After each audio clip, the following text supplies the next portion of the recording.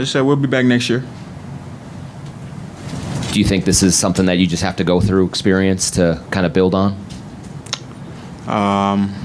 Unfortunately, it's going through it with a loss, but I guess so. What do you think of about the Minnesota Timberwolves' defense was a nightmare all season long, but many doubted if it could hold up in the playoffs against the high-powered Phoenix Suns.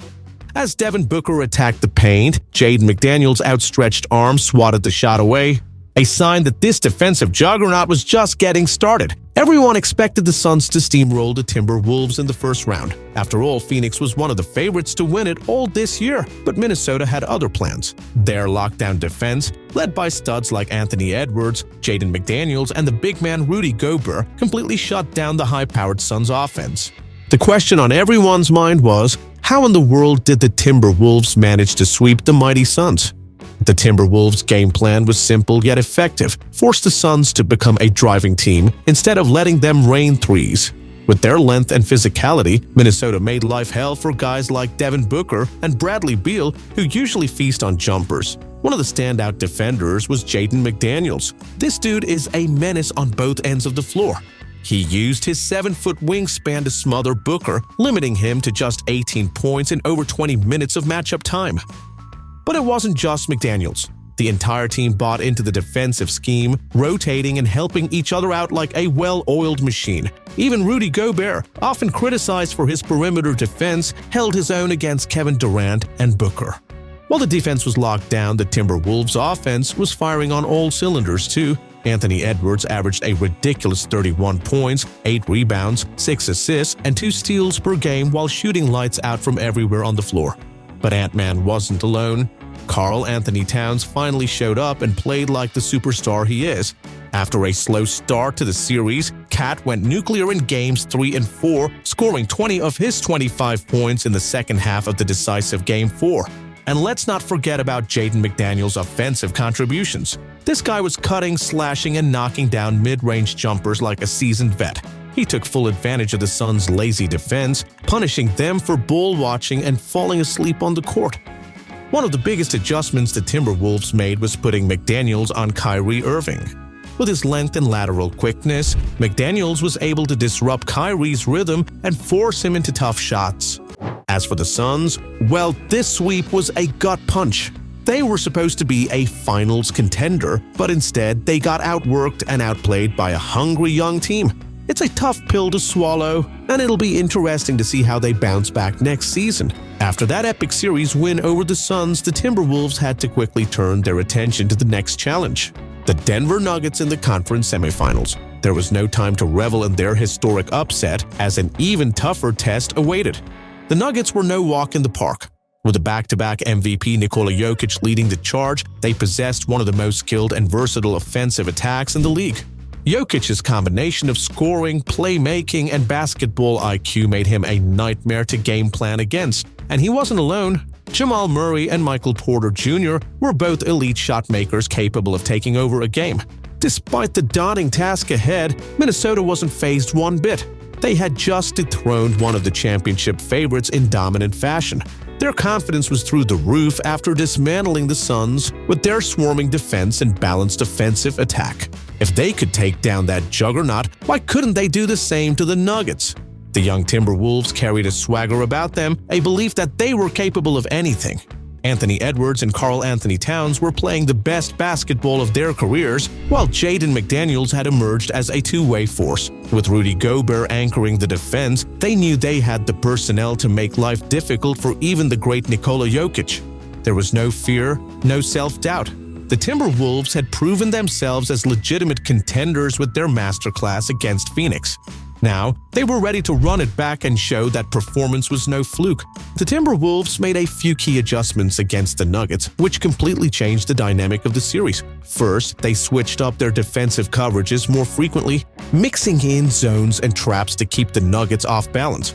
This prevented Denver from getting too comfortable and forced them to make split-second decisions, often leading to turnovers or tough shots. Secondly, they put the long, athletic Jaden McDaniels on Jamal Murray for stretches, using his 7-foot wingspan to bother Murray's shot. McDaniels' ability to stay close and contest without fouling was a game-changer, as it took one of the Nuggets' primary scorers out of his comfort zone. The third adjustment was on the offensive end, where the Timberwolves ran more double-drag screens to free up their stars Anthony Edwards and Karl Anthony Towns for open looks.